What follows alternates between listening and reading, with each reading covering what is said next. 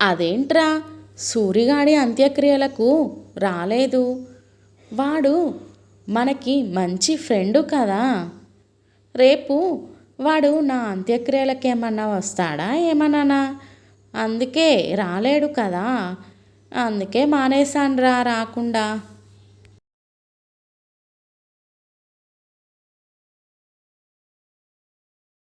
చీరలు పాతబడితే మరోలా వాడుకోవాలి కానీ ఇలా నాకు కుట్టిస్తే ఎలా చెప్పవే?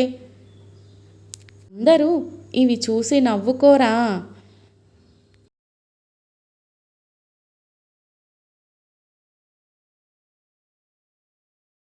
మరక మంచిదే అని టీవీలో ఎప్పుడు చూడట్లేదా?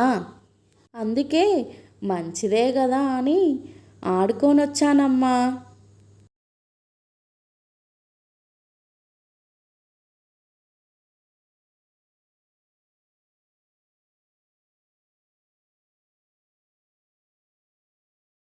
మొన్ననే 20 లక్షలు పెట్టి బాడీ మొత్తం రిపేర్ చేయించుకున్నా. ఇప్పుడొచ్చి చచ్చావంటారేంటిరా? దానికి దీనికి ఏం సంబంధం ఉందయ్యా? నువ్వు చచ్చావు, మాతో పాటు రావాలిప్పుడు.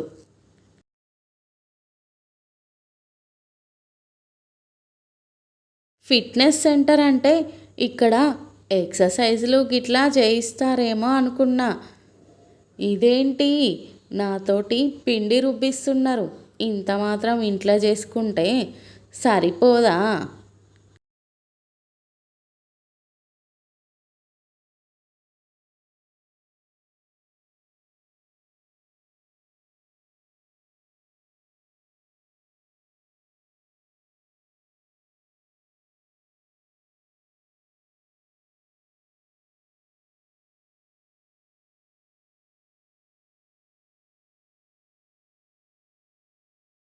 ఏమన్నా అందామంటే నన్ను సీరియల్స్ చూడడం మానేయమంటాడేమోనని దుఃఖం కూడా దిగమింగుకుంటున్నాను పిన్ని.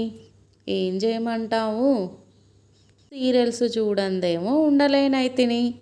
అందుకనే ఏమనకుండా సైలెంట్గా ఉంటున్నాను.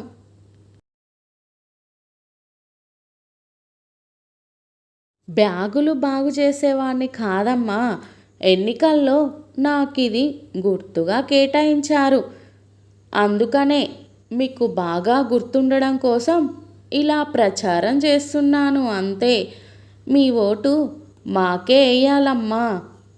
గుర్తుంచుకోండి, బ్యాగు గుర్తు మాది. 10 కిలోమీటర్లు నడిచారు కదా, అంత కష్టపడి. ఇంకెంత? వచ్చేసాం.